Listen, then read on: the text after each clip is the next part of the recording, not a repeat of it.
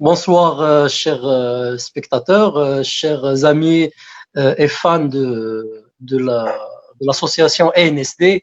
Je suis très content encore une fois de vous recevoir. Aujourd'hui, c'est une soirée très spéciale puisque nous allons commencer après de longs débats autour des questions qui sont liées à l'économie, éventuellement développement du tourisme en Afrique. Et on a discuté un peu des ONG en Afrique. On a parlé beaucoup du capital humain en Afrique et aussi des parties prenantes, organismes étatiques et non étatiques. Aujourd'hui, on atterrit sur un sujet qui est très important. Et c'est un sujet qui est lié aux organismes politiques des jeunes, ce qui éventuellement toutes, euh, regrouperait toutes les associations qui militent pour la politique, pour la démocratie, etc., mais aussi les jeunesses affiliées aux partis politiques. Et je suis très content aujourd'hui de recevoir avec moi, premièrement, Monsieur Samaranch, qui est activiste, membre du PCT au Congo-Brazzaville. Monsieur Samaranch, bonsoir. Nous avons aussi avec nous Monsieur Ayoub Liossi, qui est coordinateur national de la jeunesse du mouvement populaire et qui est aussi membre du bureau politique du mouvement populaire. Avec nous aussi Monsieur Hébert. Monsieur Hébert qui n'est pas juste un politicien, il est membre du Parti transformateur, il le représente ce soir avec nous, mais c'est aussi un essayiste, poète et écrivain. Je vous présente aussi Monsieur Abassa, qui représente le parti UNIR au Maghreb et qui travaille dans la diplomatie. À travers son poste de chargé des affaires économiques au niveau de l'ambassade du Togo au Maroc. Donc, bienvenue à tout le monde. Mademoiselle la représentante de la Tunisie vient de m'appeler, elle est souffrante, elle est malade et je lui souhaite bon rétablissement. Et voilà. Donc, merci beaucoup. Donc, on entame directement notre débat avec une petite note introductive et une question à Monsieur Samarange. Monsieur Samarange, est-ce que vous m'entendez? Oui, je vous entends. Monsieur Samarange, est-ce que vous m'entendez? Oui, je vous entends, cher Amine. Excellent. Donc, Monsieur Samarange, qu'est-ce qui caractériserait, à votre avis, aujourd'hui, la jeunesse africaine? Allez-y, Monsieur Samarange. Oui, mais merci beaucoup pour l'intérêt de votre question. Aujourd'hui, ce qui caractérise un peu les jeunes Africains, c'est le fait que les jeunes sont beaucoup plus assoiffés, surtout pour faire la politique, parce que je remarque au passage que la majorité des jeunes Africains veulent maintenant s'impliquer dans la politique.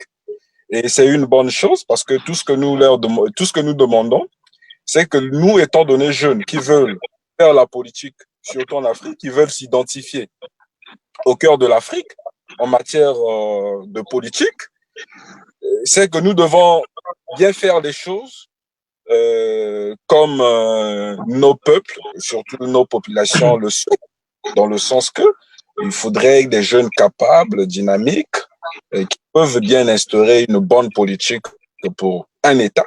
Et dans ce sens-là.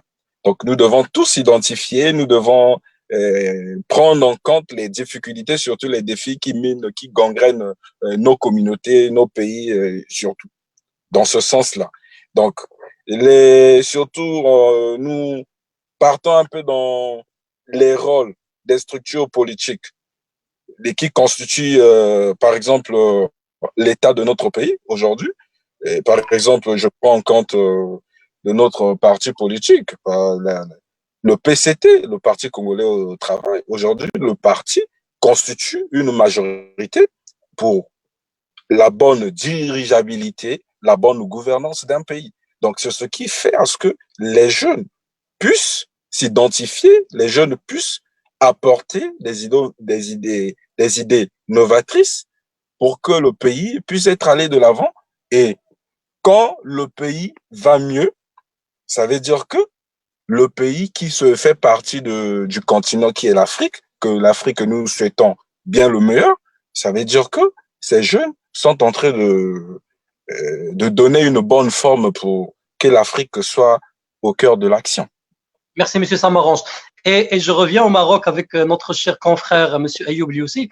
Monsieur Ayoub Liossi, en tant que coordinateur national d'une jeunesse qui est quand même la jeunesse du Parti Mouvement Populaire, qui est aussi un parti au pouvoir dans le gouvernement. Est-ce que vous partagez la même opinion de Monsieur Samarange? Monsieur Samarange nous parle d'un caractère politique de la jeunesse africaine. Est-ce que vous pensez aussi que la jeunesse africaine est caractérisée par ce volet politique? Qu'est-ce que vous en pensez? Activez votre audio, Monsieur Ayoub. Attendez, je vais vous l'activer. Effectivement, je suis tout à fait d'accord avec mon cher ami. Et bonsoir à tout le monde. Je tiens à remercier les organisateurs de ce débat en live. Et je suis très heureux d'être parmi vous ce soir pour parler d'un sujet très important, le rôle des structures politiques des jeunes dans la mise en œuvre de l'agenda 2063. Avant de commencer, je tiens à passer mes sincères condoléances au peuple burundais qui ont perdu leur président. Aussi, mes sincères condoléances pour tous les pays africains qui ont perdu des citoyens dans cette guerre contre le Covid-19. Et j'espère que notre continent gagnera cette guerre contre le corona, comme c'était le cas avant avec Ebola et d'autres. Exactement. Le rôle à l'échelle mondiale, l'Afrique deviendra la région la plus jeune du monde. Cette croissance démographique sera porteuse de nombreux enjeux. Effectivement, l'infrastructure, l'éducation, la santé, l'écologie, la migration, etc. Aujourd'hui, je vois que notre continent possède 60% des terres non cultivées dont le monde ne mesure pas encore le potentiel de ce monde rural. La mise en place d'objectifs de développement durable, un accompagnement structuré même dans les zones les plus reculées est donc nécessaire à l'essor du continent. Alors, voilà, Monsieur Amin. Oui, bien sûr. Et je sais aussi que le Parti du Mouvement Populaire, il a une grande tradition dans la gestion donc du portefeuille de l'agriculture. Et je sais aussi que le Mouvement Populaire s'occupe un peu du monde rural et c'est très important. Donc aujourd'hui, une bonne implication de la jeunesse dans le processus. Monsieur Hébert, vous me parlez tout à l'heure, donc dans les coulisses, vous me disiez que d'ici 2063, Amine, peut-être que tu seras plus là et peut-être que vous serez déjà donc disons, assez sage pour ne pas dire assez vieux. Redites-moi un peu ça. Redites-moi ça. Donc, qu'est-ce que vous pensez? Qu'est-ce qui caractérise aujourd'hui cette jeunesse qui se voit dans un programme qui est long-termiste et qui doit aujourd'hui produire et donner donc une bonne impression? Allez-y, monsieur Hébert. Merci, docteur. Je commencerai par ces mots simples. Merci d'exister. Merci infiniment pour avoir eu l'intelligence, mais aussi la bienveillance d'organiser cette rencontre-là. C'est un honneur pour moi que de participer à cette rencontre, mais aussi et surtout de représenter le parti Les Transformateurs ici et de tâcher de glaner quelques idées ici ou là pour nous essayer, n'est-ce pas, d'arriver à bout de ce sujet-là, qui est d'une importance très capitale. Donc voilà, je vous le disais en coulisses, vous l'avez rappelé, je m'amusais un peu à faire un petit calcul là. Je ne suis pas très bon en mathématiques, mais je crois que d'ici 2063, donc d'ici 2063, j'aurai 69 ans. C'est-à-dire qu'actuellement, j'ai 26 ans. Vous voyez bien que si je devais être froid, si je devais être cru, je vous dirais tout de suite, cet agenda-là ne me concerne pas. Voilà. Mais je suis obligé d'allier la froideur à une sorte d'objectivité aussi. Je ne vais pas être émotif par rapport à ce sujet-là. Il faut bien que je vous parle concrètement. Quand j'ai vu cet agenda-là, quand je l'ai lu, parcouru plusieurs fois, je me suis demandé, mais de quelle jeunesse est-ce qu'on parle? Si votre question, par exemple, introductive, c'est qu'est-ce qui caractérise la jeunesse africaine? savez-vous que dans beaucoup de pays africains, il n'y a même pas de jeunesse? On serait tenté même d'écrire des articles qui s'intituleraient « En Afrique, ici, dans beaucoup de pays, il n'y a plus de jeunesse ». Au Tchad, ce pays dont je fais partie, ce pays dont je suis ressortissant, la jeunesse est exclue dans la loi fondamentale de notre République. Il faut d'abord avoir 45 ans avant de se porter candidat à une élection présidentielle. Ça n'est qu'un exemple. Peut-être qu'au cours du débat, nous reviendrons sur beaucoup de détails. Pensez-vous qu'il y a encore une jeunesse au sens traditionnel, au sens le plus courant du terme? Je ne suis pas sûr qu'il y ait cette jeunesse-là, au sens le plus partagé du mot. La jeunesse africaine, c'est peut-être trop généralisé. J'appellerais ça une généralisation abusive. Parce que l'Afrique elle-même est à la fois multiple et unique. De quelle Afrique parlons-nous? Est-ce qu'on parle de l'Afrique anglophone? Est-ce qu'on parle de l'Afrique francophone? Et puis, dans l'Afrique anglophone elle-même, est-ce qu'on parle d'un certain nombre de pays? Dans l'Afrique francophone elle-même, est-ce qu'on parle du Tchad, par exemple, du Congo? Est-ce qu'on parle du Cameroun, du Sénégal? Est-ce qu'on parle du Niger? Ces pays où je considère, sans forcément heurter la conscience des ressortissants de ces pays, que le développement n'est pas au point, que pratiquement tout est au point rouge.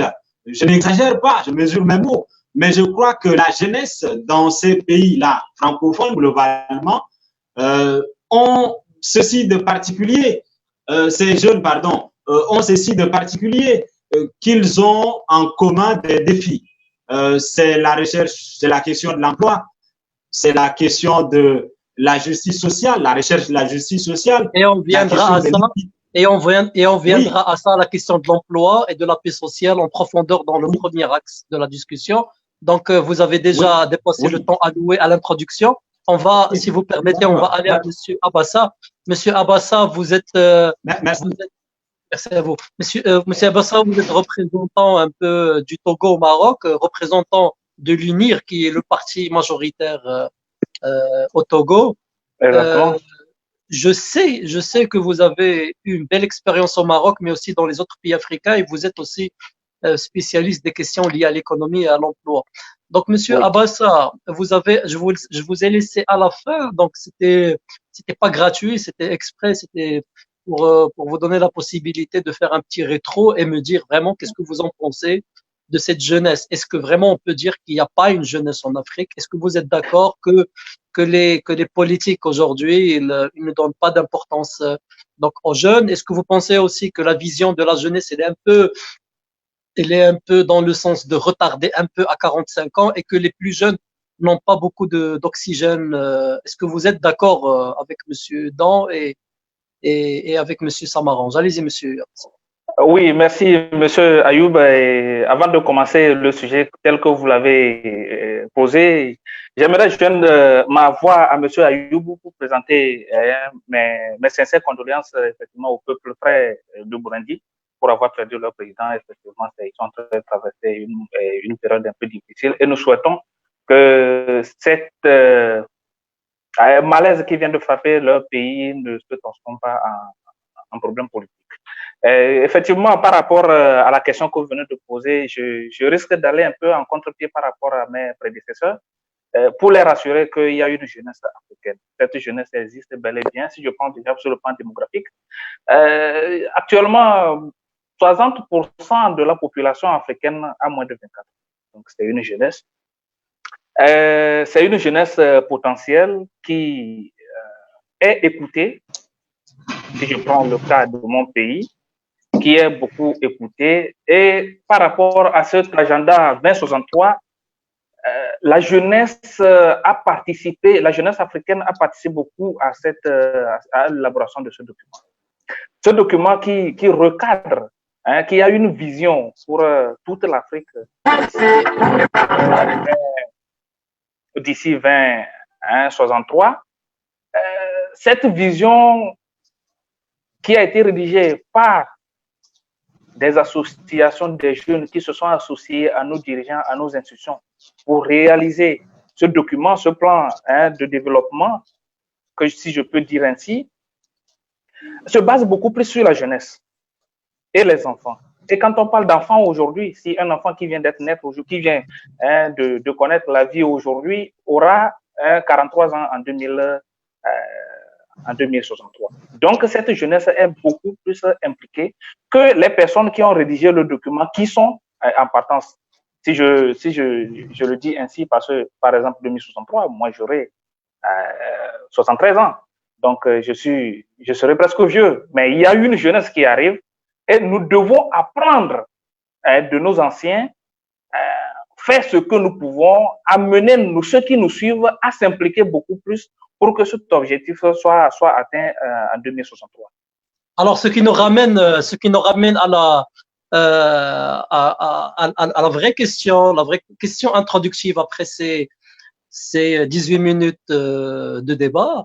Alors, on entamera directement notre axe qui est lié à l'emploi et à la jeunesse. Et ma question est de la place de la jeunesse et de l'emploi dans la lutte contre la migration. Vous savez que l'Afrique est un pays qui se cherche encore. Il y a beaucoup de belles expériences. Il y a des pays qui se sont bien démarqués. Et je parlerai du Rwanda, je parlerai de la Tunisie, du Maroc, du Sénégal. Il y a pas mal de pays qui ont fait de grands efforts en termes de démocratie, mais en termes aussi économiques.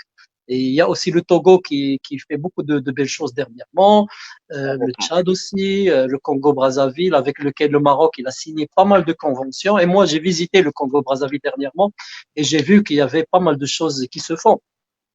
Maintenant, maintenant ma question est, et je vais aller vers Monsieur Ayoub aussi. Ma question est, est-ce que vous pensez qu'il y a une vraie politique de jeunesse et d'emploi qui pourrait éventuellement stopper tous les problèmes qui sont liés à l'immigration illégale? Effectivement, Monsieur Amin, tout d'abord, il est très important de noter que des conséquences regrettables découlent de ces migrations internationales, engendrant beaucoup de pertes humaines. Je repère plusieurs axes d'action pilotes à mettre en priorité pour lutter contre la migration illégale des jeunes. Premièrement, la lutte contre la pauvreté sous toutes ses formes et partout dans le continent. Ensuite, il faut procurer aux jeunes un emploi décent. Il s'agit de créer des opportunités d'emploi et d'entrepreneuriat aux jeunes sans discrimination et lutter contre la discrimination liée au genre, au statut migratoire, promouvoir la paix pour une société inclusive et promouvoir l'accès à la justice pour tous avec la création d'institutions à tous les niveaux. Il est aussi très important de promouvoir une politique de répartition égalitaire des ressources et promouvoir des programmes d'assistance aux migrants vulnérables avec une révolution des données et de leurs identités. Le partenariat mondial doit viser la lutte contre la pauvreté sous toutes ses formes, éliminer la faim et la malnutrition, prévenir des catastrophes naturelles dans notre continent, réduire les inégalités à l'intérieur des nations et entre les nations et combattre le changement climatique. De plus, les investissements dans les infrastructures porteurs d'emplois décents peuvent également bloquer les migrations internationales. Je repère en résumé de prendre en action les mesures suivantes afin que les jeunes puissent sortir réellement de la pauvreté. Les gouvernements, les organisations de la société civile, les partis politiques, les mouvements de jeunesse ont le devoir d'adopter une politique pertinente de lutte contre la pauvreté des jeunes. Il faut aussi que les acteurs de développement privilégient l'information, l'éducation, la santé et la formation des jeunes sur les projets de développement et les stratégies à utiliser pour réaliser ces projets de développement. Car aujourd'hui, nous avons constaté que c'est le manque d'information qui est à la base de la pauvreté des jeunes. C'est à travers l'information, l'éducation et la formation que les jeunes seront motivés à initier des projets de développement pour lutter contre leur pauvreté. Nous devons encourager aussi les jeunes à communiquer entre eux. Les gouvernements et les autorités locales ont le devoir d'informer les jeunes sur les potentialités du pays en général et de chaque milieu du pays en particulier, afin que les jeunes exploitent ces potentialités pour lutter contre leur pauvreté. Et les gouvernements et les organisations de la société civile, ainsi les partis politiques et les personnes de bonne volonté doivent multiplier les masses médias partout dans nos pays respectifs pour plus d'informations, d'émissions, de communication en faveur des jeunes. Des mesures spécifiques de promotion, comme cela a été fait pour les femmes. Quand on parle de l'approche genre et de l'approche jeunesse, on doit les associer automatiquement femmes et jeunes. Et pour conclure, nous devons mettre à la priorité de nos politiques sectorielles qu'aujourd'hui, la promotion de la jeunesse devrait être la priorité de notre monde, car c'est là où se joue le monde de demain et notre futur. Merci beaucoup. Excellent, excellent. Je vais vers Monsieur Hébert. Monsieur Hébert, vous m'entendez, Monsieur Hébert? Oui. Alors la politique de l'emploi, la politique de l'emploi et de la jeunesse ne se décrète pas. Elle incombe aussi donc aux collectivités territoriales. Il faut pas juste, parce que vous parliez dans l'introduction du rôle du gouvernement et des sages dans la gestion du dossier de la jeunesse et de l'emploi. Mais maintenant, moi, ce que je vois mal, c'est que comment on peut dire ça alors que c'est au niveau local et au niveau territorial que cette question de jeunesse doit se faire. On ne peut pas parler d'une spécificité nationale. Chaque territoire a ses spécificités et Dieu sait combien de jeunes il y a chez vous au Tchad. Aujourd'hui, quel est le rôle des politiques de l'emploi et de la jeunesse, s'il y en a au Tchad, dans cette ruée, dans cette volonté de stopper l'immigration illégale? D'accord, merci. Je crois que ce sujet-là est d'une sensibilité tellement capitale qu'il faille aller peut-être tout doucement, surtout quand on parle du Tchad. Que n'a-t-on pas eu comme discours dans ce pays, par exemple, puisque vous me parlez de mon pays, que n'a-t-on pas eu comme programme politique pour encourager la création de richesses, encourager la création de l'emploi, pour booster un peu la création des entreprises? Que n'a-t-on pas eu comme ressources, si vous voulez, à la fois naturelles, mais aussi ressources financières, ressources humaines, pour pouvoir faire en sorte que ce secteur-là, le secteur de l'emploi des jeunes, soit le secteur le plus élaboré possible, le plus touché possible. Mais voyez-vous, le problème, ça n'est pas d'avoir des discours. Le problème, ça n'est pas d'avoir des programmes politiques. Il y en a. Le problème, ça n'est pas d'avoir des organisations qui puissent gérer la question de l'emploi. On a l'ONAGES chez nous au Tchad, on a l'ONAPE, on a beaucoup d'autres organisations, les organisations de la société civile également. Mais on a l'État lui-même qui s'implique et tout cela. Je crois que le vrai problème, c'est plutôt l'absence de volonté politique, de réelle volonté politique. Alors, c'est la volonté politique, c'est la volonté politique des jeunes. Est-ce que c'est la volonté politique des jeunes? Oui. C'est-à-dire que moi, en tant que jeune, j'adhère pas à la politique, je ne fais rien pour m'impliquer et pour donner des solutions et pour mettre en place, parce que la jeunesse aujourd'hui, elle est interpellée partout à partager, à parler dans les réseaux sociaux, dans les salons, dans les bureaux. Est-ce que c'est moi, en tant que jeune, qui n'ai pas la volonté politique d'intégrer, ou est-ce qu'il y a des barrières? Et je vois mal un pays qui... Ouais, allez-y. Oui, la question, elle est à double détente. D'abord, j'essaie de traiter la question de l'État, l'implication de l'État, mais aussi des collectivités territoriales.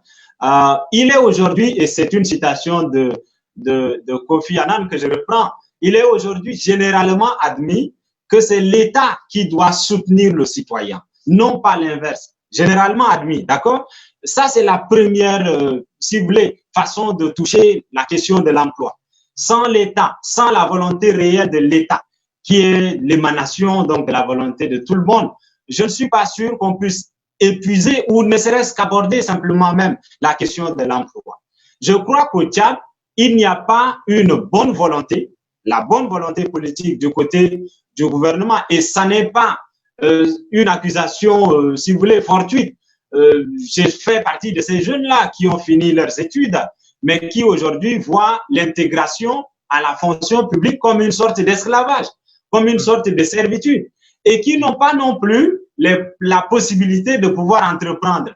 On vous dit d'un côté, nous avons besoin d'une jeunesse qui ose, et de l'autre côté, on fait tout son possible pour interdire à cette jeunesse-là de pouvoir oser, pour lui refuser les moyens de sa politique. Des fois aussi, selon mon expérience personnelle, des fois aussi, la jeunesse, des fois, elle est mal représentée aussi. Donc, je reviens rapidement vers Monsieur Samarange. Monsieur Samarange, je vous donne la parole. Oui. Vous m'entendez, Monsieur Samarange, activez votre audio, s'il vous plaît. Oui, je vous entends. Alors, c'est très chaud, donc on a commencé déjà avec monsieur. Merci beaucoup, docteur. Moi, j'étais à Brazzaville. Et j'ai vu, et j'ai un grand ami à moi qui a perdu dernièrement son père, que Dieu ait son âme, et qui est le président donc du conseil consultatif de la jeunesse. Et je sais qu'il a fait beaucoup aussi pour la jeunesse. Et j'ai vu pas mal de jeunes responsables, des parlementaires, des députés responsables. Il y a beaucoup d'associations qui bougent dans tous les sens. Alors, est-ce que vous allez aussi me dire qu'il y a un blocage dans ce sens? Allez-y, monsieur Samarange. Non, mais effectivement, je dois un peu rebondir sur la question de l'employabilité de la jeunesse. Aujourd'hui, les jeunes sont en train de subir un grand problème qui est le chômage actuellement. Déjà, pour rappeler que la jeunesse a besoin de l'accompagnement. Parce que même si je m'inscris dans la conception de Ban Ki-moon, le secrétaire général de l'ONU, l'ancien secrétaire général de l'ONU, qui disait une nation qui n'accompagne pas sa jeunesse est une nation qui n'a pas confiance en son avenir. Donc aujourd'hui, l'État, les dirigeants de nos pays doivent accompagner les jeunes dans ce sens-là. Et si on parle de l'employabilité aujourd'hui, prenons même l'exemple sur les migrations illégales surtout. Mais vous savez qu'il y a des jeunes aujourd'hui qui préfèrent d'aller en Europe parce qu'ils se disent qu'en Afrique, il n'y a pas l'emploi. Ils préfèrent prendre des risques. Mais il y a des milliers de jeunes. Non, peut-être qu'ils n'ont pas aussi, à l'instar de ce que vous dites, peut-être que c'est eux qui n'ont pas confiance en l'avenir et pas l'inverse. Qu'est-ce que vous en pensez? Non, mais le problème, c'est quoi aujourd'hui? Un jeune qui a fait ses études, qui a fini ses études aujourd'hui, il traîne. Il n'a pas d'emploi. Il cherche de tous les voies et moyens pour avoir de l'emploi. Il n'en trouve pas. Et vous pensez que ces jeunes-là, il va continuer à rester, demeurer. Mais vous savez que cela aussi nous empêche d'avoir une vie de famille. Parce que déjà, en prenant l'exemple d'un jeune qui atteint, par exemple, un âge de 35 ans, qui n'a pas d'emploi, qui a fini ses études, qui est cadre, qui a des compétences de ce qu'il faut, mais qui est face à une situation où l'État aujourd'hui ne l'accompagne pas. Vous pensez que ces jeunes-là vont continuer à demeurer dans ce pays-là? Voilà la raison pour laquelle, parfois, les jeunes pensent qu'il faut se déplacer, il faut effectuer des déplacements, et sortir du pays, peut-être aller ailleurs, peut-être on peut avoir le travail. C'est ça qui fait à ce que, parfois, des jeunes quittent le pays par le manque de boulot. Les jeunes sont tellement au chômage, ils vont tout faire, ils vont pas pouvoir arriver dans ce sens-là. Donc, je vais céder la parole à Monsieur Abassa. Monsieur Abassa, je vais être direct avec vous et franc. Alors, l'Afrique, je l'ai dit dans l'introduction, c'est un continent qui se cherche et que les opportunités de développement économique dépendent aussi des moyens et des partenariats que les pays scellent donc en bilatéral ou avec des organismes internationaux, et que les mutations économiques sont des mutations continuelles, ce qui interpelle la jeunesse par rapport à une mise à niveau à chaque fois de leurs compétences, de leur employabilité. On demande aussi trop de la jeunesse. On lui demande, par exemple, on aura par exemple une grande industrie allemande qui va ouvrir par exemple au Togo, et il faut que tout le monde se mette à apprendre de l'allemand ou autre chose. Donc peut-être qu'on demande aussi à la jeunesse de se développer plus. Peut-être qu'on interpelle aussi une jeunesse qui doit se muter rapidement. Allez-y, Monsieur Abassa, et laissez-moi un petit mot pour les internautes, s'il vous plaît. Essayez de partager la vidéo pour que le maximum de personnes Allô? puissent voir. Allez-y, Monsieur Abassa, vous avez la parole. Allô? Allô? On vous entend, Monsieur Abassa. Activez. Allô? On vous entend, on vous entend. Allô? Je suis en ligne. On vous entend. D'accord. Permettez-moi, par rapport à ce sujet très capital, si vous permettez, de saluer d'abord le leadership de Sa Majesté le roi Mohamed VI, que Dieu l'assiste, pour son cahier de charge que lui a confié ses pairs de l'Union africaine dans la gestion des questions liées à la migration. Il le fait bien, et par rapport à ces rapports que nous avons,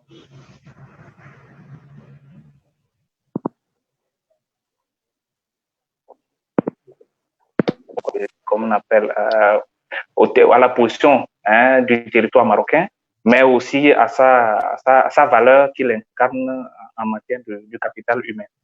Et si je reviens à votre question en bonne et due forme, telle que vous m'avez posée,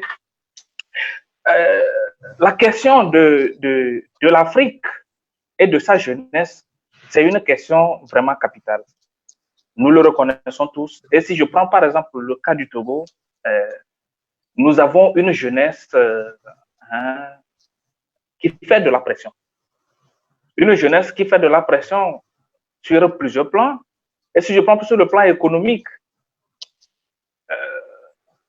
au départ, c'était difficile de concilier les bords.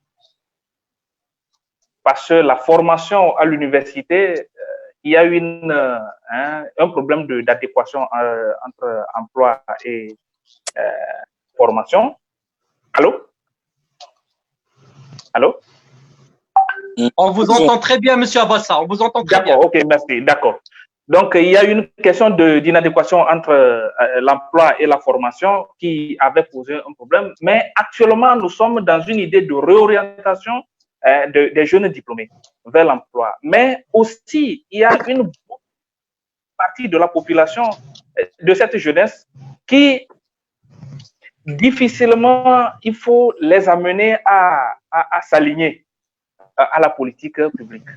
Mais l'implication de ces jeunes dans la rédaction des projets qui les concernent, notamment les projets mis en place par le gouvernement togolais, ça a permis de résorber une bonne partie de cette jeunesse. Le travail reste toujours à faire. Il y a de grands travaux à faire, et je pense que dans tous les pays africains, il y a cette volonté politique de le faire. Seulement que les mécanismes, peut-être à certains niveaux, ça pose de problèmes. Sinon, nous le sentons tous, à tous les niveaux, qu'il y a une volonté politique de le faire. Si je prends par exemple le cas du Tchad, tel que notre ami tchadien l'a évoqué, s'il n'y a pas la volonté politique, je pense que ces projets liés à la jeunesse ne devraient pas être créés. Et si ça a été créé, il faut d'abord que cette jeunesse s'approprie, comme on appelle, de ces projets, et se lance vers la quête des bénéfices de ces projets. Vous l'avez évoqué, notre continent, nous sommes très exposés par rapport aux grandes multinationales qui viennent s'installer. Du coup, les champions nationaux ont de difficultés à émerger. Des jeunes qui créent des emplois, qui créent de leurs projets, mais qui font face à des géants qui maîtrisent d'abord les facteurs de production, les coûts de production des produits, qui inondent nos marchés. Difficilement, il faut faire face à cette concurrence dans un monde beaucoup plus capitaliste. Donc, je pense qu'avec la volonté, en tout cas, par exemple, au niveau du Togo, il y a une volonté manifeste de faire émerger les jeunes. Et aujourd'hui, si vous allez au Togo, un jeune qui veut créer son emploi, et M. Kéziré l'avait dit lors d'une émission que vous avez animée tout récemment, il vous faut juste 3 heures de temps pour créer une entreprise.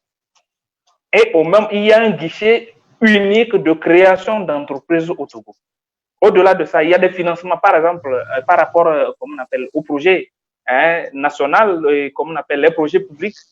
25% des projets sont destinés à la jeunesse. Et les jeunes profitent de ces avantages que l'État les accorde. Au niveau de la politique, aujourd'hui, pour permettre à une jeunesse d'émerger sur le plan politique, le mandat est limité à 2 pour le président de la République, à 3 pour les députés, à 3 pour les maires, les conseillers municipaux, à 3 pour les sénateurs. C'est pour permettre à une jeunesse d'émerger. Donc, je pense qu'il y a une volonté politique. De toute façon, au niveau de mon pays, il y a une volonté manifeste de faire émerger la jeunesse. Et vous allez dans notre gouvernement aujourd'hui, vous allez voir des jeunes de moins de 40 ans qui occupent des postes vraiment très capitales par rapport à plusieurs directions qui sont occupées par les jeunes de moins de 30 ans aujourd'hui. Il y a quoi à dire que notre jeunesse a des opportunités à saisir, une opportunité présentée par les gouvernants en place. Donc, il y a une volonté manifeste de permettre à cette jeunesse d'émerger. Excellent. Donc, Monsieur Hébert, vous avez entendu un peu nos jeunes positifs par rapport à la politique, en tout cas, qui est dédiée à la jeunesse. Les partis politiques sont une partie prenante donc de la scène économique et de gouvernance donc dans tout pays. Il incombe aussi aux partis politiques de parler au nom des jeunes et de mettre en place aussi des doléances par rapport à ça. Quel rôle pensez-vous que les partis politiques peuvent jouer et est-ce qu'ils le jouent en tout cas chez vous au Tchad pour une meilleure implication de la jeunesse dans la chose politique? Oui, merci. Tout à l'heure, j'étais en train de vouloir développer 2 points. Je vais développer qu'un point. Le côté de la responsabilité de la jeunesse. Si vous voulez, voilà. vous pouvez revenir. Je ne l'ai pas touché, mais après, on va très bien y revenir. Le rôle des partis politiques, des structures politiques jeunes, surtout ici au Tchad. Et comme je l'ai dit, moi, je représente les transformateurs. C'est un parti qui est généralement considéré par nos adversaires comme un parti des jeunes, parce que nous sommes pratiquement tous jeunes dans ce parti. Nous nous engageons au jour le jour pour pouvoir tâcher de transformer et le Tchad et les conditions de vie de tous les Tchadiens et toutes les Tchadiennes. Par rôle des structures politiques, j'entends d'abord la socialisation. Je crois que la responsabilité première d'un parti politique, c'est d'abord la socialisation.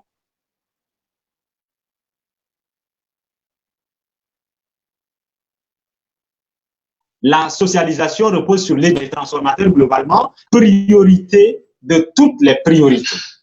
On ne peut pas résoudre la question de l'emploi aujourd'hui au Tchad ou un peu partout en Afrique si on n'a pas en amont résolu la question du bon système éducatif qu'il nous faut. Du bon système éducatif adapté aux nouvelles technologies, adapté à l'entrepreneuriat. Nous avons un système éducatif qui est trop caduc. Je le dis de manière crue, mais c'est la réalité, malheureusement. Caduc, un système éducatif très administré, c'est-à-dire hérité de la colonisation, et qui fait que quand vous avez des intellectuels, dont je fais partie, on a plus tendance à être théorique que pratique. C'est une analyse que je fais de la situation de ce pays-là, mais aussi globalement de ce que les autres pays, je pense, vivent. Mais au Tchad, il y a ce défi-là, de pouvoir redonner c'est l'autre lettre de noblesse au système éducatif. Il faut le réinventer. Il faut redonner du pouvoir à l'enseignant. Il faut aménager, réaménager les programmes éducatifs, de sorte que les valeurs, d'accord, qui sont cardinales, les valeurs que nous appelons colonne vertébrale, soient, si vous voulez, remises au cœur même de notre système éducatif afin de permettre l'adéquation. Parce que tout à l'heure, notre confrère du Togo parlait de la question de l'inadéquation, des systèmes éducatifs. Donc, justement, c'est de faire en sorte que cela ne puisse plus être un problème. Donc, la priorité, c'est la question de l'éducation. Ensuite, la question, c'est aussi de plus mettre l'accent sur la citoyenneté, la responsabilité de la jeunesse elle-même. Trop attendre de l'État, c'est parfois perdre vraiment son temps, parce que l'État ne pourra jamais employer tout le monde. L'État ne pourra jamais intégrer tout le monde. C'est pourquoi nous, qui nous sommes engagés dans un parti comme les transformateurs, pensons que le citoyen, c'est celui qui doit avoir deux devoirs. Le premier, c'est l'obéissance. Le second, c'est la résistance. On obéit quand ça marche. On obéit quand ça fonctionne. On obéit quand ça va, on a à manger, quand on a de l'eau à boire, quand on peut se connecter, tout cela. Et quand on peut aller à l'école librement, quand on a la liberté de manifester. Mais on résiste quand on n'a pas tout cela, quand on n'a pas le minimum. C'est-à-dire quand on bloque les réseaux sociaux. Ça s'est passé en 2016 au Tchad. Pendant un an, les réseaux sociaux ont été bloqués. On résiste quand on n'a pas, si vous voulez, la volonté de l'État d'accompagner les jeunes. On résiste quand on ne peut pas manifester pacifiquement. On résiste quand on n'a pas l'électricité, l'énergie, alors qu'on est un pays, qui a du soleil à revendre. On résiste quand on n'a pas tout cela, la possibilité de créer des entreprises. Donc voilà, cette tendance-là revient aux jeunes partis politiques qui doivent porter le message de l'engagement. Je le crois, je le pense, le message de l'engagement. La jeunesse doit s'engager. Si nous constatons que les aînés, que les papas, les vieux ont échoué, du moins en partie, il nous revient, d'accord, comme dans une sorte de part du colibri, de faire notre devoir. C'est à nous, avec les autres, de relever les défis, de pouvoir réussir là où les aînés ont échoué. C'est à nous, justement. Et cette question-là, nous ne nous amusons pas avec. Au sein du Parti des transformateurs, il y a la question de l'éducation qui vient premièrement, la question de la matière grise. On peut avoir toutes les bonnes ressources naturelles du monde dans son pays, mais tant que la matière grise n'est pas bien manipulée, tant que cette matière grise n'est pas bien traitée, tant que cette matière grise n'est pas considérée, eh bien, on est comme un mort vivant, on évolue sans objectif, on évolue sans rêve. On peut oser, mais on tombe facilement quand l'échec se présente et tout cela. Donc voilà, je crois que plutôt que de parler de rôle, c'est une question même de mission en fait, de responsabilité et de devoir surtout pour les partis politiques de porter le message de l'engagement et de celui de la responsabilité des jeunes avant tout et puis des autres générations qui nous précèdent et qui ont de l'expérience à nous partager dans une sorte un peu de dialogue intergénérationnel. Voilà. Merci, monsieur Dan Hébert. Monsieur Abassa, oui. vous avez la chance d'avoir un président qui est jeune, président qui est jeune, qui a été réélu, donc corrigez-moi s'il vous plaît, je crois en février 2020, qui a été réélu, qui a été réélu parce que quelque part il est jeune. Alors il a fait un autre mandat. Et Dieu sait qu'avant ce mandat, il était encore plus jeune et il est jeune et il donne beaucoup d'importance à la jeunesse. Quelle importance est-ce que les partis politiques aujourd'hui au Togo suivent ce régime jeune, cette façon moderne de voir les choses? Oui, tel que je le disais, vous savez par exemple dans notre pays avec une population relativement beaucoup plus jeune, il y a cette pression sociale, même si c'est un vieux qui prend le pouvoir aujourd'hui, il a affaire avec une jeunesse beaucoup plus instruite que dans le temps, dans les temps passés, une jeunesse qui fait beaucoup plus de pression. Mais étant donné que nous avons cette chance d'avoir un président jeune tel que vous l'avez dit, il a insufflé des initiatives beaucoup plus vers la jeunesse, où il y a cette main libre donnée un tout petit peu à la jeunesse d'émerger sur le plan économique. Avant, c'était difficile de voir une classe moyenne, comme on appelle, forte au Togo. Mais aujourd'hui, quand vous allez au Togo, nous avons une classe moyenne qui émerge beaucoup plus grâce à cette volonté politique manifeste par les instances dirigeantes de notre pays. Et si vous allez aujourd'hui au Togo, il y a plein de projets qui sont lancés, qui sont pour accompagner les jeunes pour leur autonomie beaucoup plus économique. Alors, économiquement, quand on est autonome, on est beaucoup plus... Quelle est la part de responsabilité des partis politiques? Est-ce qu'il y a des initiatives? Est-ce que les partis politiques mènent en place des initiatives pour une meilleure implication des jeunes? Oui, je suis en train d'en arriver à ce point, exactement par rapport à notre parti politique que je maîtrise beaucoup bien.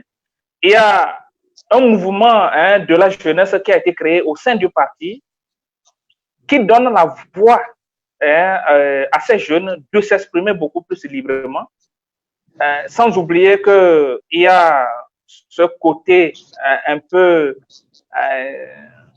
je peux dire un peu narquois, quand on regarde les jeunes venir avec beaucoup plus de pression pour rivaliser les postes des vieux. Je ne suis pas là pour dédouaner les vieux qui aussi se sentent un peu menacés par cette jeunesse qui arrive. Mais étant donné que nous avons un président qui est jeune, qui a su expliquer le bien fondé de léguer de pouvoir, une partie du pouvoir du parti à la jeunesse, ils ont tous accompagné cette vision qui permet aujourd'hui, pour les instances du parti, aujourd'hui pour désigner les candidats à une élection, ce mouvement de la jeunesse fait partie du comité qui plaide pour la candidature de la jeunesse. C'est pour cela que le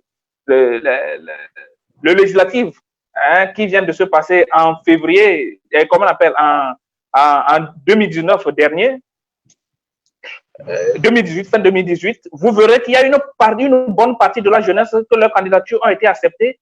Ils ont été accompagnés par les doyens et ils ont gagné les élections. Ils sont actuellement à l'Assemblée nationale. Ils sont très nombreux, ces jeunes.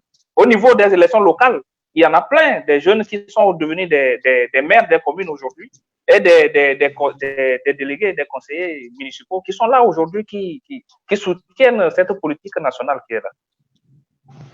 Je ne sais pas si j'ai répondu à votre question. Oui, bien sûr, ça va de soi. Et là, je reviens chez M. Ayoub Lioussi. M. Ayoub Lioussi, qui est un des plus jeunes, vous allez dire président donc des jeunesses marocains. C'est pas toujours évident. C'est pas toujours évident d'être coordinateur national d'une jeunesse à l'échelle africaine et à l'échelle marocaine. Et je sais que vous êtes jeune, mais vous militez beaucoup et vous avez un esprit qui est très ouvert. Est-ce que cet esprit jeune, est-ce qu'il vous aide à percer plus avec votre parti? Est-ce que votre parti aussi vous aide à mettre en place des politiques spécifiques, claires? Comment ça se passe chez vous? Et quel est votre regard par rapport à l'implication en général des partis politiques par rapport à la question de la jeunesse? Merci, Monsieur Amin. Effectivement, on reçoit beaucoup d'aide et d'encouragement de la part de notre parti politique qui est le Mouvement populaire. Et aujourd'hui, on sait très bien que les jeunes représentent un pourcentage très important de la population mondiale, mais malheureusement, ils sont souvent impliqués dans des processus informels, politiquement pertinents, tels que l'activisme ou l'engagement civique, et ne sont pas formellement représentés dans les institutions politiques nationales telles que les parlements, et beaucoup d'entre eux ne participent même pas aux élections. Cela peut avoir un impact sur la qualité de la gouvernance démocratique. Alors, le principe de base est fondamental et que le soutien à la participation, l'intégration et la responsabilisation des jeunes devraient s'entendre dans le temps et le plus efficace de soutenir les jeunes sous forme d'efforts continus, comme une activité ponctuelle, 3 mois avant des élections, ou seulement des mesures ponctuelles et non continues dédiées à la jeunesse. Le soutien des jeunes passe par l'engagement et la confiance continue que les gouvernements et les partis politiques doivent montrer. Alors là, on peut noter plusieurs principes clés pour engager efficacement les jeunes. Tout d'abord, concevoir un programme qui reflète les priorités des jeunes qui y participent. En permettant aux jeunes de définir l'agenda, renforce la confiance et faire naître une adhésion et une appropriation. Aussi, il faut offrir facilitation et formation. Les jeunes ont peu d'exposition concrète aux problèmes et aux politiques. Il est important pour eux de ne pas se contenter de présenter leurs problèmes, mais aussi d'identifier quelques solutions à ces problèmes. Encourager les activités tournées vers l'action. Les jeunes ne sont pas aussi réceptifs aux cours magistraux qu'ils ne sont pas aux activités. Concevoir des projets ou des activités communautaires qui leur permettent d'assumer les responsabilités, de prendre des décisions et surtout d'apprendre par la pratique au terrain. Il faut aussi faciliter le lien entre les jeunes et les dirigeants politiques et communautaires. Pour beaucoup de jeunes, c'est peut-être la première fois qu'ils ont été en contact avec les autorités publiques ou les leaders communautaires. Préparer le terrain pour une introduction est essentiel et contribue à mettre en valeur les jeunes et leurs projets. Préparer le terrain pour une introduction est essentiel et contribue à mettre en valeur les jeunes et leurs projets. Il est aussi très important de travailler dans un cadre multipartite. Des activités multipartites exigent que les jeunes travaillent, collaborent et résolvent des problèmes avec des adversaires politiques, ethniques. Ils ont besoin d'apprendre des compétences de négociation ou de médiation. Ils abaissent leur défense naturelle et commencent alors à se voir les uns les autres comme des jeunes qui partagent un grand nombre des mêmes ambitions et intérêts. Et veiller à ce que 50% des participants soient des jeunes femmes. Les femmes sont marginalisées dans presque tous les pays et font face à d'énormes défis pour pénétrer l'arène politique. Représentant plus de 50% de la masse des jeunes, les femmes doivent avoir leur place à la table. Et aussi, pour conclure, il faut obtenir l'adhésion et le consensus des dirigeants politiques. Un engagement constructif des jeunes dans ce processus politique ne peut avoir lieu sans le soutien et l'accord des élites politiques et civiques. Prendre aussi le temps au départ de répondre à toute préoccupation ou objection des leaders assurera une programmation efficace. Et voilà. Excellent, excellent. Donc merci Monsieur Ayoub. Et je sais que au niveau du parti du mouvement populaire, et la jeunesse, elle est très active depuis déjà votre investiture donc à la tête donc de la jeunesse. Et je vois que vous faites aussi beaucoup de formations. Et je vous souhaite bon courage parce que c'est ça en fait le plus important. C'est pas juste d'avoir une structure jeune et une jeunesse avec plein de monde et une bonne politique de mobilisation, mais c'est de vraiment ressortir la qualité de cette quantité.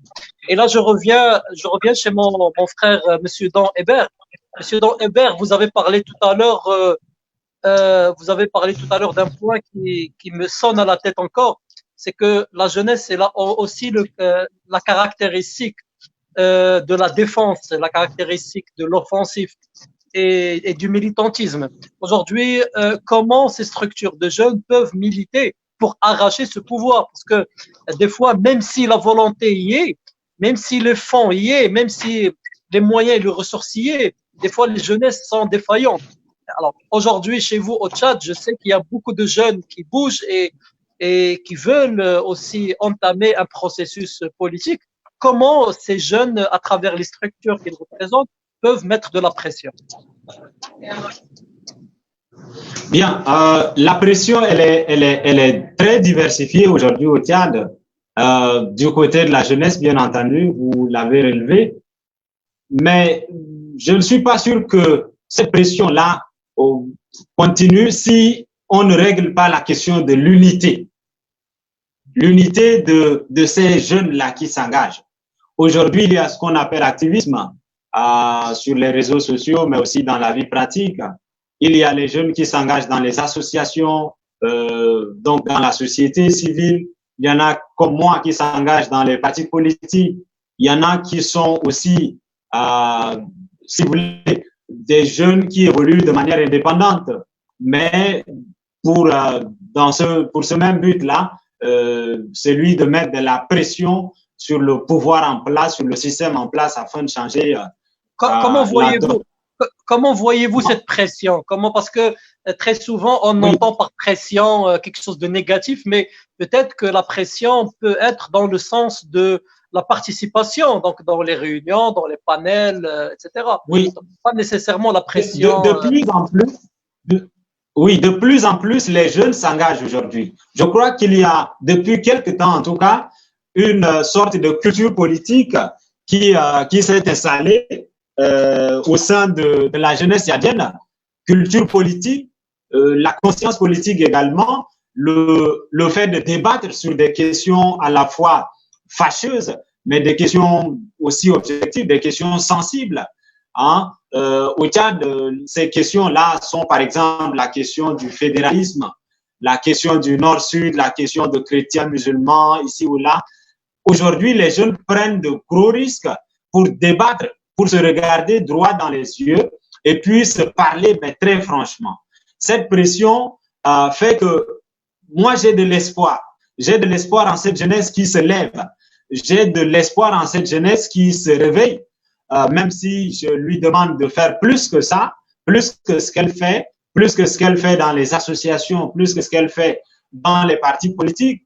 Je crois que ce qu'il nous faut, c'est justement de faire en sorte que cette pression ou ces pressions diverses-là soient des pressions qui soient totalement cohérentes, qui soient totalement soudées, solidaires, afin de pouvoir faire en sorte que les conditions de vie de tout le monde puissent changer. Je crois qu'évoluer de manière séparée, évoluer de manière distinguée, de manière distinctive, ça n'est pas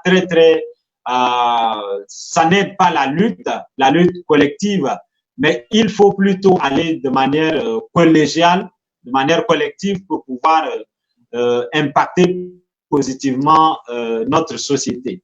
Donc, la jeunesse tchadienne est en train de se réveiller politiquement. Alors, par exemple, au plan des associations. Par exemple, un des outils qui sont très importants et qui peuvent permettre aux jeunes de s'exprimer et de participer à la vie politique et publique, c'est la représentation au niveau des structures démocratiques. Aujourd'hui, au Tchad, comment évaluez-vous le nombre déjà de jeunes qui sont dans le Parlement? Est-ce qu'il y a un quota? Comment ça se passe chez vous? Non, les jeunes ne sont pas très représentés. Et je voudrais rappeler simplement un chiffre. Au Tchad, les jeunes représentent à peu près 80% de la population. 80%, c'est beaucoup. 80%, c'est pratiquement 100%. Nous ne sommes pas beaucoup représentés dans le Parlement, puisque vous parlez du Parlement. C'est là où tout se décide en démocratie. Là où le cœur de la démocratie bat, le Parlement tchadien n'est pas très représenté par les jeunes.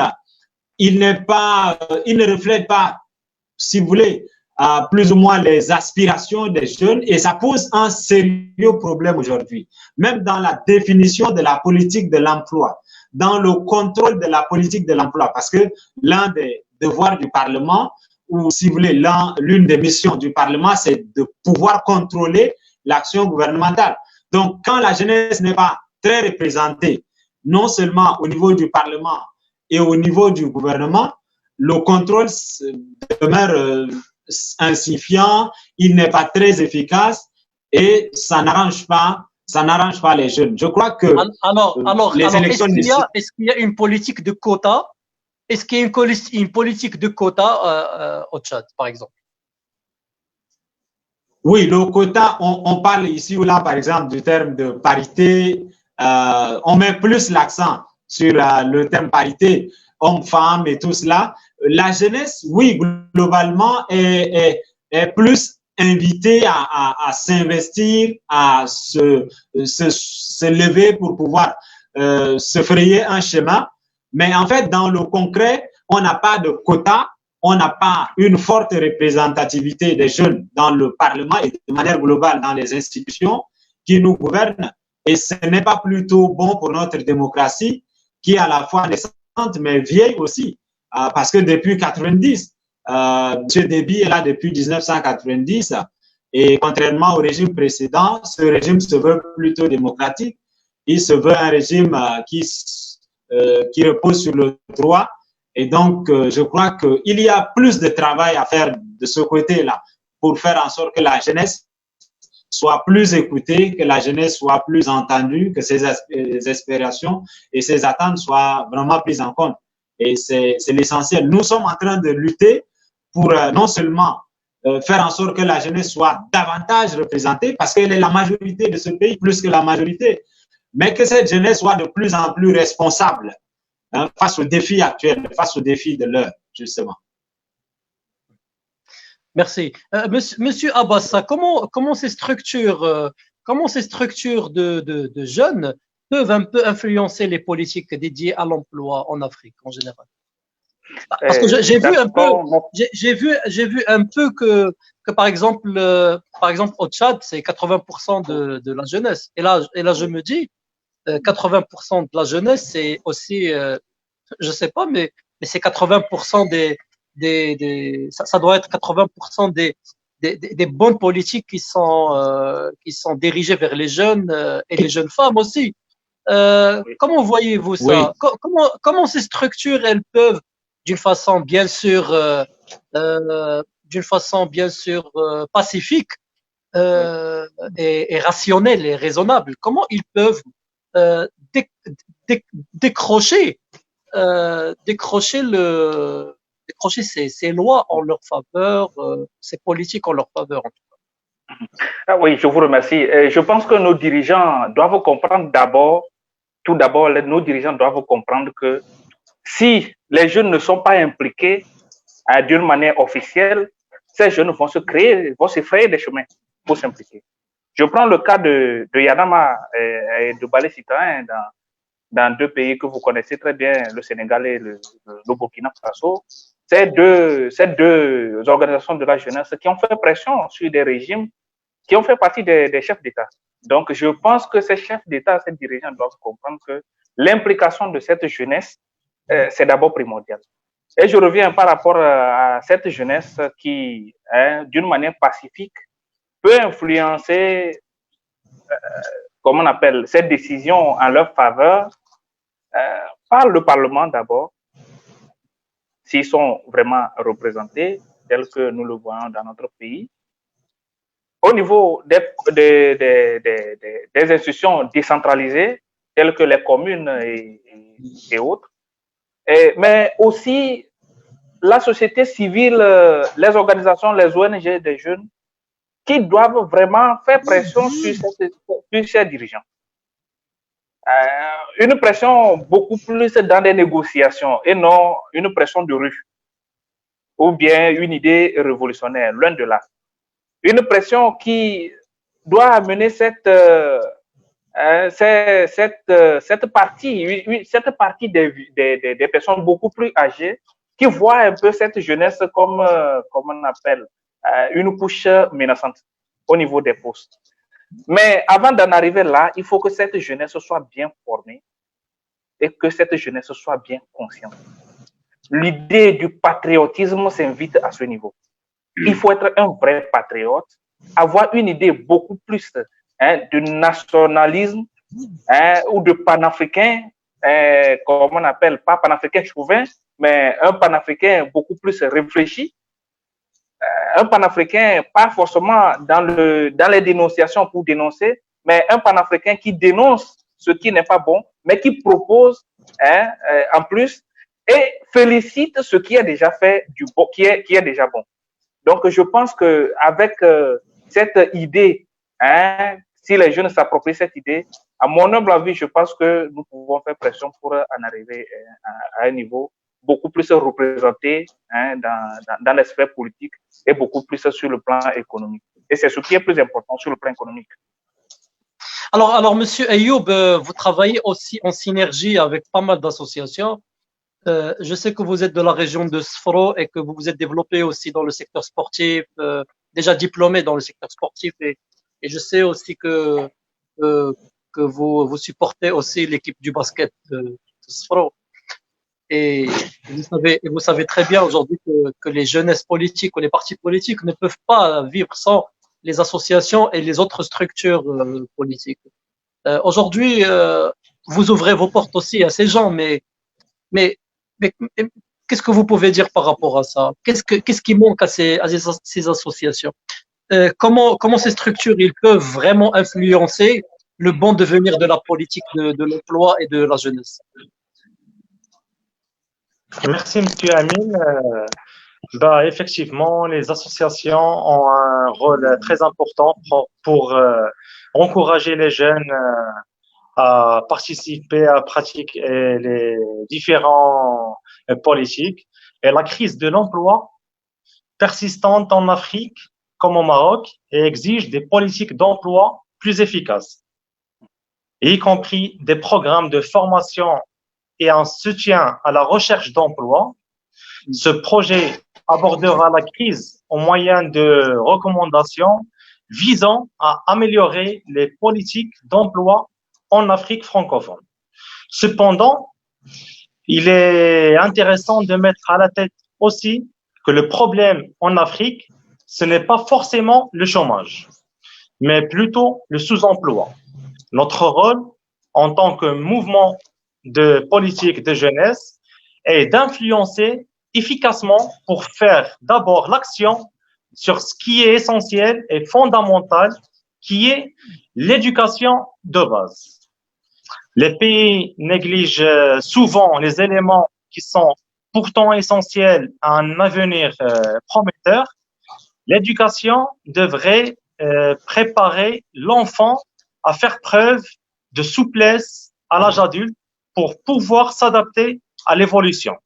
C'est dans ce sens qu'il faut que la jeunesse politique puisse influencer les axes de l'éducation pour une ouverture à l'éducation vers des métiers internationaux facilement exportables.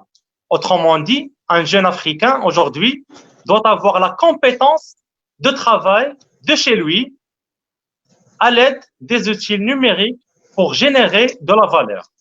Je cite à titre d'exemple les métiers liés à l'informatique et d'autres au domaine de courtage financier peuvent être exécutés à distance. Et le jeune aura la possibilité d'exporter ses compétences au monde entier grâce aux outils de recrutement clientèle numérique.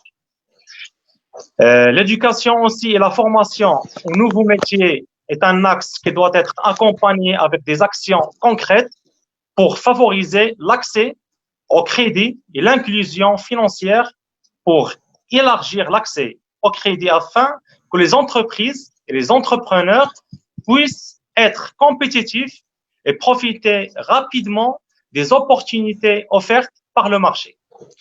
Et l'agriculture, par exemple, est une activité à très forte intensité de capital et à faible marge qui repose sur les volumes. Un support financier est crucial pour la réussite des jeunes agriculteurs. Et pour beaucoup de jeunes africains, les obstacles financiers peuvent être encore plus grands. Des millions de personnes de tous les âges dans la plupart des pays d'Afrique ne disposent même pas d'un compte bancaire, ou n'ont pas d'antécédents de crédit.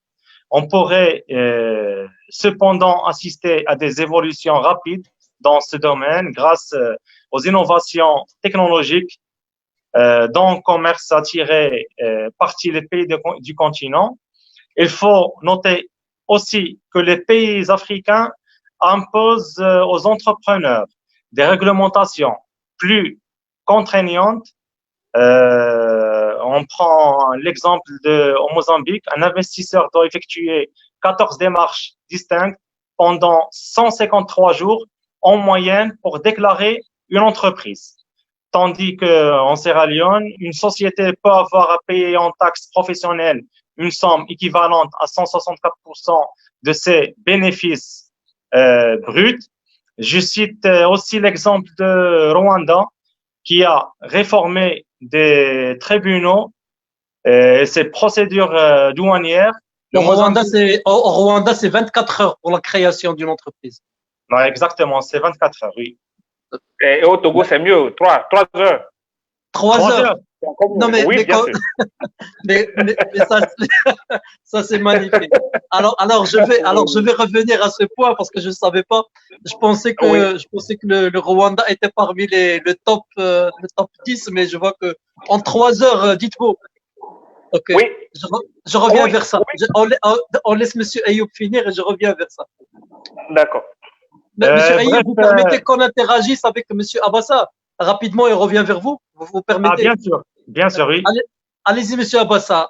On est votre temps, Monsieur Abassa. 180 minutes. 180 minutes, c'est trop, non? C'est trop, 180 minutes.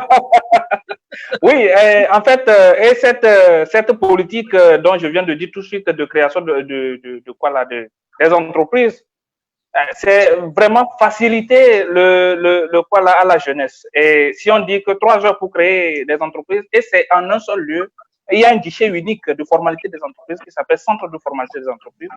Vous déposez vos dossiers là-bas. Non, mais comment ça se passe réellement? Parce que il faut toute la partie dénominative de l'entreprise, il faut toute la partie d'affiliation à la CNSS, il faut beaucoup de choses. Oui. Est-ce que vous les formulaires sont téléchargeables en ligne. Et vous pouvez même faire votre dépôt en ligne. Vous n'avez pas besoin de vous déplacer. Si vous voulez vous déplacer, là, vous avez 3 heures pour faire votre formalité. Alors, combien il y a d'entreprises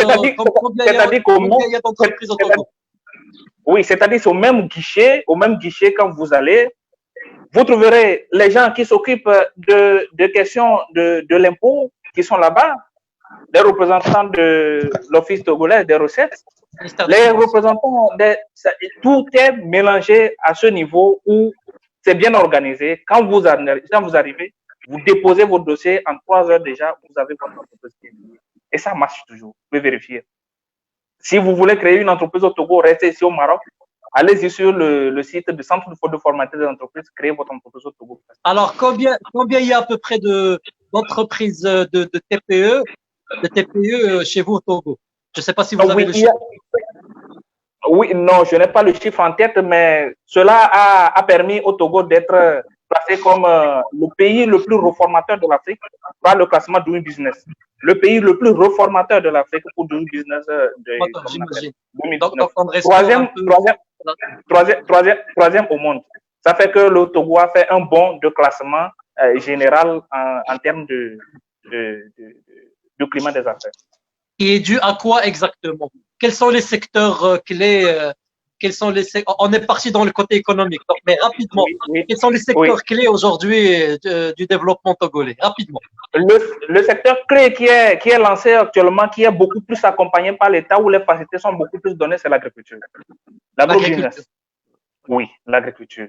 Au-delà de l'agriculture. Donc on revient chez M. Ayoub. Monsieur Ayoub, j'aurais aimé qu'au Togo, le secteur prioritaire serait la programmation ou bien le développement informatique, etc. Mais malheureusement, l'Afrique, elle est toujours entachée par cet effort,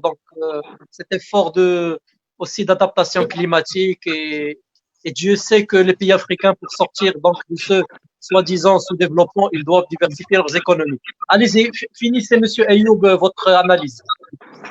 Merci, chers amis. Bref, en revenant à la question qui a été à l'introduction, et pour conclure, la jeunesse africaine doit être caractérisée par l'esprit que toute nation doit avoir pour émerger et créer un avenir prometteur. Je citerai cela en 3 mots: l'esprit d'initiative, l'ouverture et la confiance. L'esprit d'initiative, car c'est la jeunesse aujourd'hui que représente l'énergie de l'Afrique. Il faut oser à entreprendre de nouvelles choses et être éduqué que l'Afrique n'est pas un obstacle, qu'on peut réussir financièrement parlant et socialement parlant depuis l'Afrique, car c'est un terrain fertile pour plein de chantiers. Deuxièmement, l'ouverture. L'ouverture, car le monde évolue et notre jeunesse doit avoir l'opportunité de se référer dans ce monde. Ça le fait toujours plaisir de trouver des jeunes africains qui s'affirment sur plusieurs domaines à distance. Et là, je parle des services économiques offshore ainsi que dans d'autres domaines. Et finalement, la confiance. La confiance, car c'est en faisant confiance à soi-même et aux ressources de son pays africain que nous pouvons être forts en tant que jeunesse et en tant que pays africains et que continent. Et là, il faut noter que la confiance fait référence à l'esprit d'initiative, car c'est en faisant ces réalisations petites ou grandes que le jeu africain prend plus de confiance à l'avenir et devient confiant. Voilà, merci. Alors notre débat approche à sa fin. Il nous reste à peu près un petit quart d'heure. Nos autres amis ont des problèmes de connexion et je comprends parce que moi aussi des fois j'ai des problèmes de connexion, il m'est très difficile. Donc on a 15 minutes et j'espère qu'ils vont nous retrouver tout à l'heure. Donc Monsieur Abassa, 5 minutes pour conclure. Aujourd'hui, nous avons vu un peu, on a essayé un peu de voir beaucoup de petits recoins dans cette discussion. On a parlé de politique de jeunes et de l'emploi. On a parlé aussi de la volonté politique et de comment les structures politiques des jeunes peuvent influencer. Aujourd'hui, les jeunes sont interpellés à jouer un grand rôle. Un grand rôle, par quoi? Si vous devez commencer demain, quelles sont les premières actions que vous alliez mettre en place en tant que structure jeunesse de politique? Allez-y. Oui, actuellement, s'il faut démarrer quelque chose pour favoriser l'éclosion d'une jeunesse, je pense que c'est d'abord au niveau de la formation. Au niveau de la formation, il faut vraiment réorienter la formation de nos pays. En plus de ça, au niveau des sociétés civiles, à organiser des sociétés civiles beaucoup plus citoyennes et non des sociétés civiles qui ont tendance à dénoncer parce qu'il faut dénoncer. Il faut dénoncer ce qu'il faut dénoncer, mais il faut aussi encourager ce qui est déjà fait et il faut beaucoup amener nous, les jeunes, à avoir une idée beaucoup plus citoyenne. Je pense que à ce niveau déjà, ça suffirait largement pour relancer une idée beaucoup plus panafricaniste telle que lancée par nos pères indépendantistes dans les années 1960 pour leur lutte. Et facilement, en 2063, on pouvait atteindre facilement l'objectif assigné à nous, la jeunesse, puisque nos dirigeants, eux, ils ont écrit les documents en se basant sur ce que nous les avons demandé, nous les jeunes, mais le travail à faire, c'est nous. Alors côté politique au Togo, comment ça se passe? Est-ce que les jeunes sont représentés dans le Parlement? Est-ce qu'il y a des quotas? Est-ce qu'ils sont représentés dans les régions, les communes, les départements? Comment ça se passe chez vous exactement? Le quota qui a été fixé, c'est beaucoup plus comme le cadre tel que notre ami l'avait dit, parité hommes et femmes. Et au niveau de la jeunesse, c'est beaucoup plus interne des partis politiques qui s'organisent à leur manière pour présenter leur candidat. Et au niveau de notre leurs oiseaux. Oui. Tel que notre parti politique, nous avons beaucoup plus tendance à faire la promotion de la jeunesse aujourd'hui. Si les élections passées au niveau du Maghreb, j'ai été désigné en tant que jeune de 30 ans pour conduire une élection dans un vaste, comme on appelle. Et réussi, j'ai suivi ça un peu. Félicitations. Oui, merci beaucoup. C'est beaucoup plus, comme on appelle, faire la promotion de la jeunesse. Et au niveau du gouvernement, aujourd'hui, vous verrez très jeunes, des jeunes moins de 40 ans qui sont au gouvernement, qui occupent des postes stratégique du gouvernement, je pense que c'est une bonne promotion qu'on donne à la jeunesse. Je peux terminer, si vous permettez, un tout petit peu, inviter tous nos spectateurs à aller sur les sites que je vais lancer dans le quoi les commentaires. Ils n'ont qu'à cliquer dessus pour avoir quelques informations sur le Togo, surtout en matière de création de l'emploi et, comme on appelle, création des entreprises. Ils trouveront des informations beaucoup plus pratiques s'ils veulent investir au Togo. Merci. Alors, Monsieur Dan, est-ce que vous m'entendez? Alors, Monsieur Dan, par rapport à cette situation de la jeunesse, heureux de vous revoir. Par rapport à cette question de la jeunesse en Afrique, quel est déjà votre constat par rapport à tout ce qui a été dit?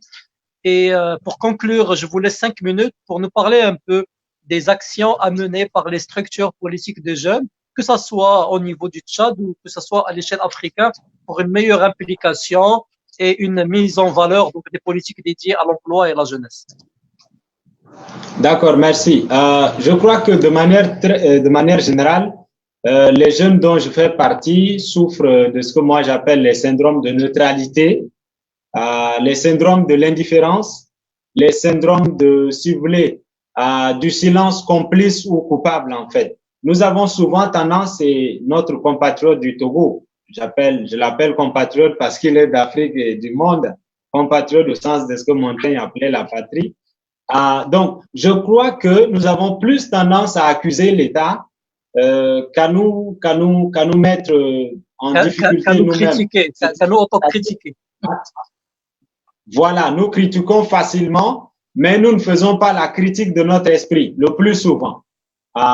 Et moi, je me suis engagé principalement parce que j'ai considéré que ça n'était pas toujours à l'État de me trouver des solutions à mes problèmes, mais que ça me revient de droit et de devoir même de m'engager pour pouvoir aider l'État à me trouver des solutions. Donc, l'État, c'est un peu une couverture pour moi, mais le gros travail, je crois que c'est moi qui le fais.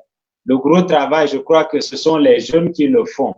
Donc, au Tchad, c'est un peu cette conscience politique qui est en train de naître et cette culture politique-là de vouloir s'approprier le débat public, les questions de société, la question de la démocratie, les principes des droits de l'homme, la question de la liberté de manifestation et du respect de nos lois, de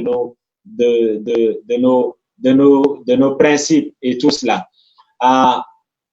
Étant le représentant du parti Les Transformateurs, je crois que en tant que parti, nous avons la mission, non pas seulement le rôle, la mission de pouvoir systématiquement concevoir des projets de société qui soient en accord avec les questions de l'heure.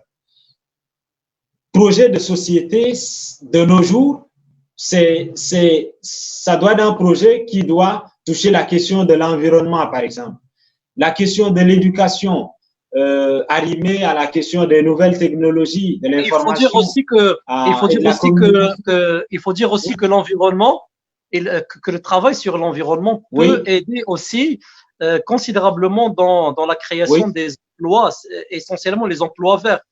Il y a des études qui parlent de l'avenir de l'emploi va résider à 80% dans les emplois verts.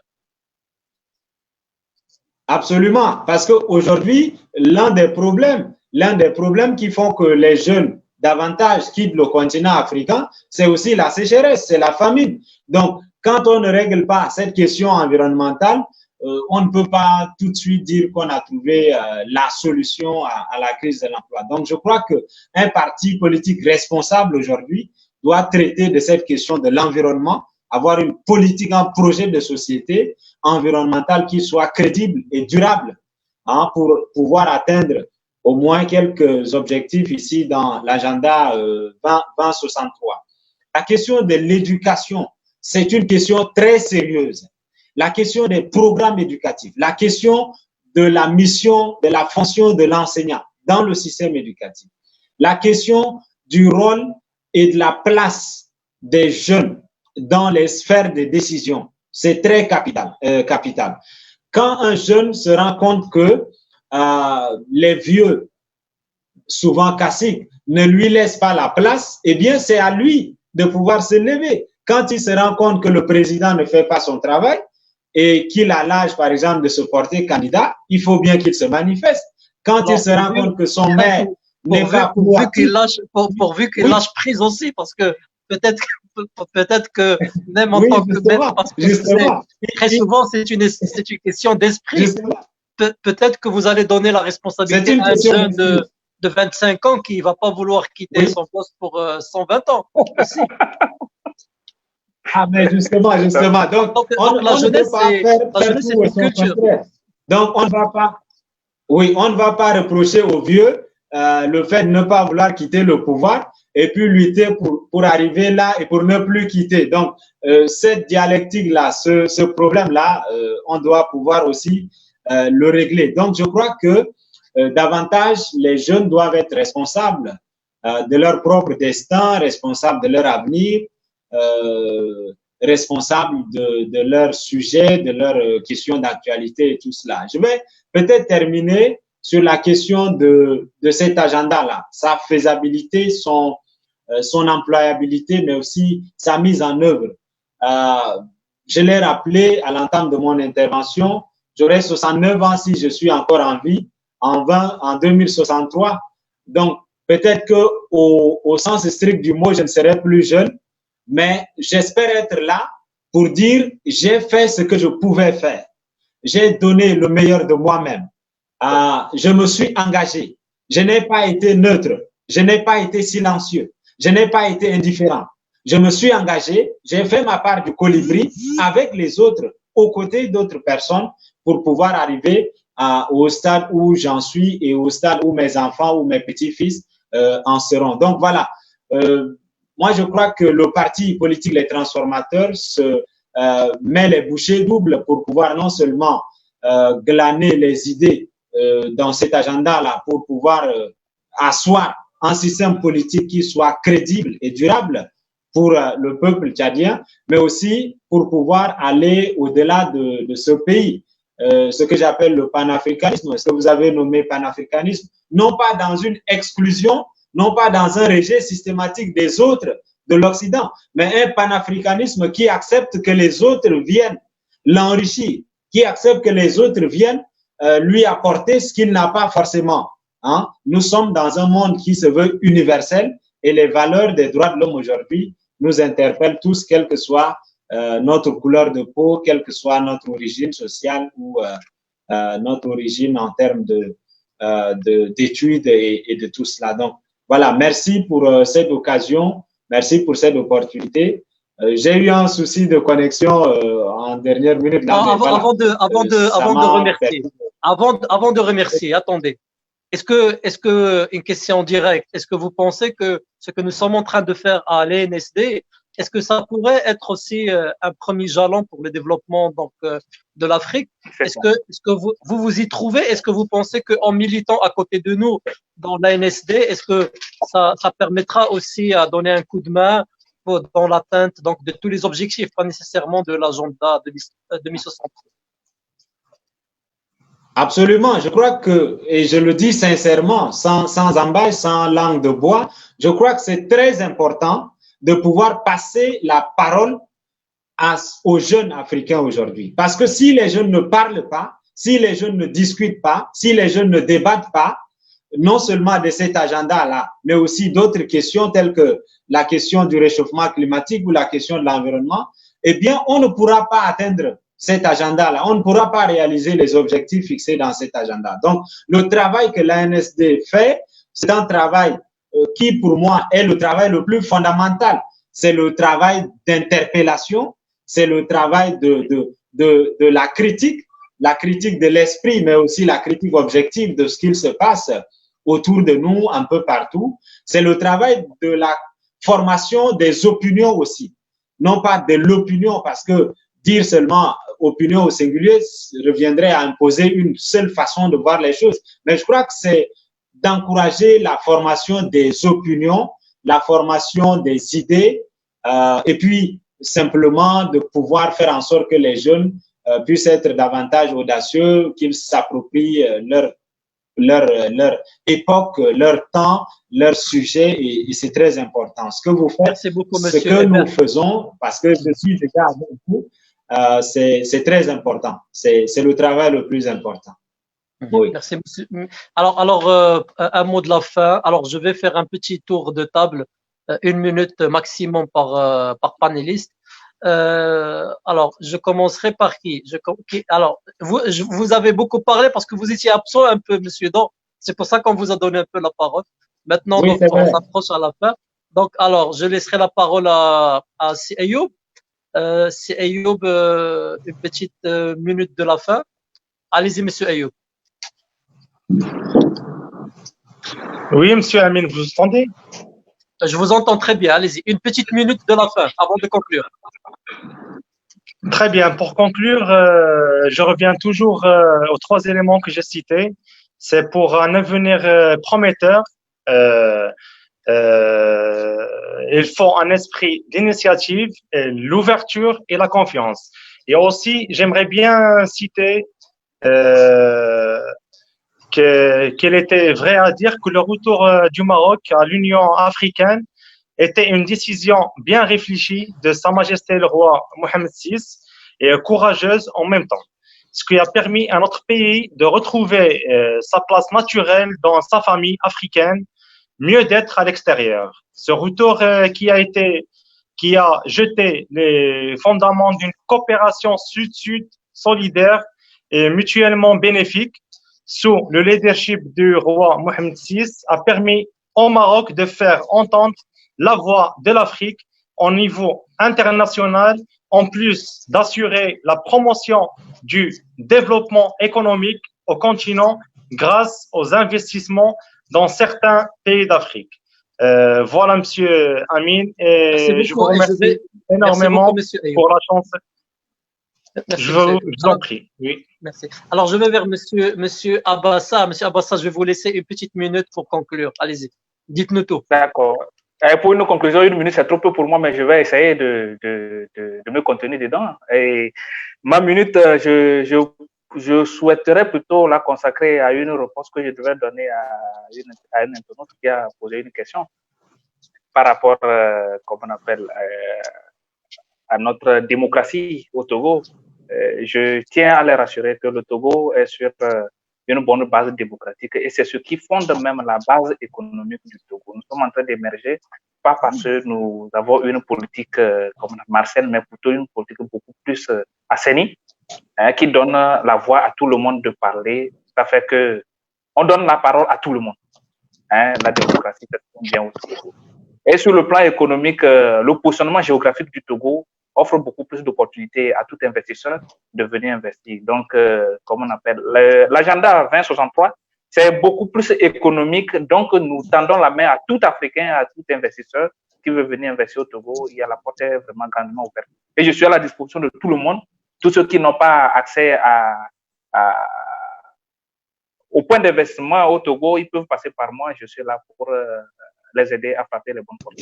Je vous remercie. Au bon sens. Donc, merci beaucoup. Donc, vous m'avez donné une idée parce que depuis tout à l'heure, vous avez proposé pas mal de citations, que ce soit de Nelson Mandela, que ce soit de Kofi Annan, que ce soit de Mohamed El-Khamis, que ce soit de Naïb Allah Tara. Vous me donnez une idée vraiment de revenir sur un débat des fondamentaux de la politique africaine et de vraiment déclencher un débat par rapport à ces idéaux, par rapport à ces idées, à ces grands politiques et grands philosophes africains qui ont construit l'Afrique moderne d'aujourd'hui.